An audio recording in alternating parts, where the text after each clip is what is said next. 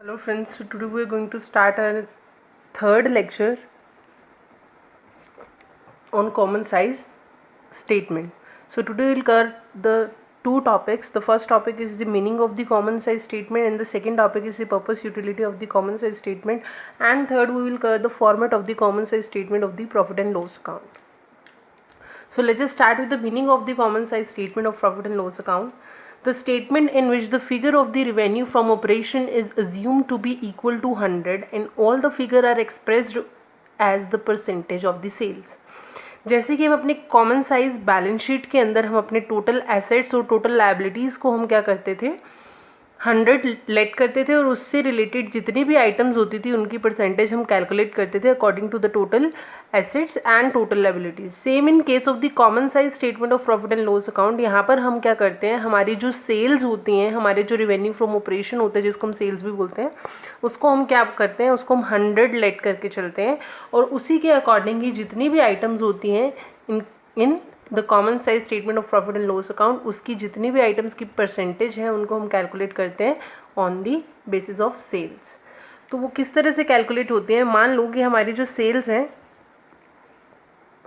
हमें सेल्स का पता है, हम उस सेल्स को हम क्या करते हैं, उसकी परसेंटेज को 100 कंसीडर करके लेके चलते हैं. अब अगर हमें क्या करना है, अदर इनकम और एक्सपेंसेस या टोटल रेवेन्यू, इन सब की कैलकुलेशन, इन सब की परसेंटेज को कैलकुलेट करना है, तो हम उसको किस तरह से कैलकुलेट करेंगे, जो भी हमारे अदर इनकम है,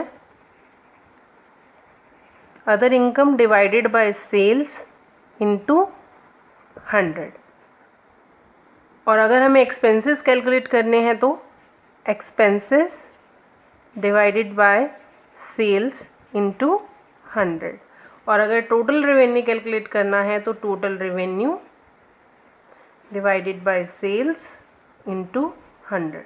तो कहने का मतलब ये है कि यहाँ पर common size statement of profit and loss account के अंदर हम क्या करेंगे, सेल जो है उसको 100 कंसीडर करेंगे और बाकी जितनी भी आइटम्स है which is related to the revenue from operations which is related to the profit and loss account, जो भी हमारी इनकम है, जितने भी हमारे एक्सपेंसेस हैं, एक्सपेंडिचर्स हैं, उनको हम क्या करेंगे, सेल के अकॉर्डिंग ही उनकी परसेंटेज को कैलकुलेट करेंगे. So this is basically the common size statement of profit and loss account. This is the meaning of the common size statement of profit and loss account. So let's just start with the next topic, that is the purpose utility of the common size statement. So the first point is to judge the relative efficiency of cost items of two or more firms belong to the same industry. जब आप क्या करते हैं, relative efficiency of the cost, हर एक item की जो coast है उसकी इफ़िशेंसी को जानने के लिए आप क्या करते हैं, common size statement of profit and loss account बनाते हैं. और ये क्या करता है, आपको सेम इंडस्ट्री के अंदर जो कि आपकी बहुत सारी फर्म्स हैं और एक या दो से ज़्यादा फर्म्स हैं, उनके साथ आपकी इफ़िशेंसी को देखने में हेल्प करता है कि आपने एक आइटम को बनाने के अंदर जो कॉस्ट लगाई है एक्चुअल में वो दूसरी फर्म की कॉस्ट के अकॉर्डिंग कम है या ज़्यादा है. इन सब चीज़ों को चेक करने के लिए आप क्या करते हैं, common size statement of profit and loss account बनाते हैं. Second point is to analyze the change in the every item of the statement of profit and loss in relation to the sales. Sales के according आपके जितनी भी items है, whether it is your other income, whether it is the total revenue, whether it is the expenses, whether it is the profit before tax or the profit after tax, ये जितनी भी आपकी items हैं इनके अंदर क्या change आ रहा है according to the relation of sales. तो ये सब कुछ जानने के लिए आप क्या करते हैं, common size statement of profit and loss बनाते हैं. यही इसका पर्पस है, आपको ये बताने का. Third is to establish a relationship between the individual item of statement of profit and loss account and sales. Sales के साथ जितनी भी इंडिविजुअल आइटम्स हैं उनका क्या रिलेशन है, उनका क्या चेंज होता है according to the total sales, ये सब कुछ पता लगाने के लिए आप common size statement of profit and loss account बनाते हैं. और इसी के अंदर ही आपको पता चलता है कि सेल अगर 100 है तो आपके एक्सपेंसेस के परसेंटेज कितने होंगे. तो आप अकॉर्डिंग टू दी सेल्स आप जितनी भी आपकी आइटम्स हैं उनको क्या कर सकते हैं, कैलकुलेट कर सकते हैं. So this is the meaning and the purpose utility of the common size statement. Let's just discuss the format of the common size statement of profit and loss account.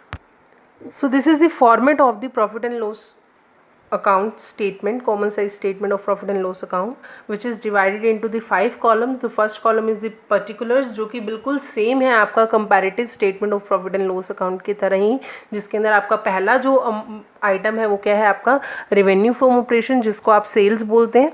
Second जो आपका item है that is your other income, जो कि आपकी income है non operating incomes जो भी हो गई हैं आपकी वो सारी अदर इनकम्स में आती हैं. उसके बाद आपका टोटल रेवेन्यू आप कैसे कैलकुलेट करेंगे 1 + 2. उसके बाद आपके जितने भी एक्सपेंसेस हैं आप उन सबको माइनस करते हैं. उसके बाद आप क्या करते हैं उन सभी एक्सपेंसेस का टोटल. अभी जितने भी आपके एक्सपेंसेस होंगे उसको आपने क्या करना है आपकी टोटल रेवेन्यू में से माइनस करना है. उसके बाद आपका जो अमाउंट आएगा वो क्या आएगा आपका प्रॉफिट बिफोर टैक्स. उसके बाद आप क्या करेंगे टैक्स माइनस करेंगे and then you will get the profit after tax. अब यहाँ पर आपका जो चेंज आएगा वो क्या आएगा एब्सोल्यूट अमाउंट्स के अंदर आपको क्या करना है आपका जो प्रीवियस ईयर का डेटा है वो सारा का सारा आपको फर्स्ट कॉलम के अंदर फिल करना है. जो आपका करंट ईयर का डेटा है वो सारा का सारा आपको सेकेंड कॉलम के अंदर फिल करना है. थर्ड जो आपका कॉलम है percentage change of the sales के अंदर, मतलब कि अगर आप पूरे फॉर्मेट के अकॉर्डिंग देखें तो this is the 4th column और this is the 5th column. ये थर्ड है, ये सेकंड है और ये फर्स्ट है. तो मतलब अगर आपको 4th कॉलम की परसेंटेज कैलकुलेट करनी है तो आप किस तरह से करेंगे आपका जो सेल्स है आप उसकी परसेंटेज को 100 लेट करेंगे और उसके अकॉर्डिंग ही आप अपनी सारी कैलकुलेशन करेंगे. फॉर एग्जाम्पल यहाँ पर मैंने आपको एक एग्जाम्पल दिया हुआ है कि कोई भी आइटम है whether it is cost of material consume, whether it is other income, whether it is total revenue, कोई भी चीज़ है उसको आप क्या करते हैं न्यूमिनेटर मानकर चलते हैं, सेल्स को आप डिनोमिनेटर मानकर चलते हैं और उसके बाद आप क्या करते हैं उसको मल्टीप्लाई कर देते हैं विद 100. जैसे कि यहाँ पर मैंने एक एग्जांपल ले रखा है कॉस्ट ऑफ मटेरियल कंज्यूम का. अगर आपको परसेंटेज निकालना है तो how you will calculate this thing cost of material consume divided by the sales into 100. इस तरह से आप इसकी कैलकुलेशन करेंगे. यहाँ पर एक एग्जाम्पल लेते हैं हम. मान लो कि अगर आपकी सेल्स जो हैं वो 2 लाख की हैं और अगर आपका कॉस्ट ऑफ मटेरियल कंज्यूम्ड जो है वो कितने का है 1 लाख का है. तो how you will calculate the percentage. तो देखो आप कैसे कैलकुलेट करेंगे कॉस्ट ऑफ मटेरियल कंज्यूम की परसेंटेज को. अब आपको पता है कि आपका कॉस्ट ऑफ मटेरियल कंज्यूम कितना है 1 लाख, सेल्स कितना है आपका 2 lakh into 100 is the percentage of sales. तो यहाँ पर आप किस तरह से कैलकुलेट करेंगे 50. तो 50% is the cost of material consumed. Cost of material consume का जो परसेंटेज होगा वो कितना होगा 50%. तो आपको इसी तरह से प्रीवियस ईयर की भी सारी परसेंटेज कैलकुलेट करनी है और आपके करंट ईयर की भी सारी परसेंटेज को इसी फॉर्मूला से कैलकुलेट करना है. तो यहाँ पर भी आपको जो एब्सोल्यूट चेंज है वो निकालने की ज़रूरत नहीं है. You have to focus on the data of the previous year and the data of the current year and according to that data you have to calculate the percentage of the current year and the percentage of the previous year. That's it. Thank you so much.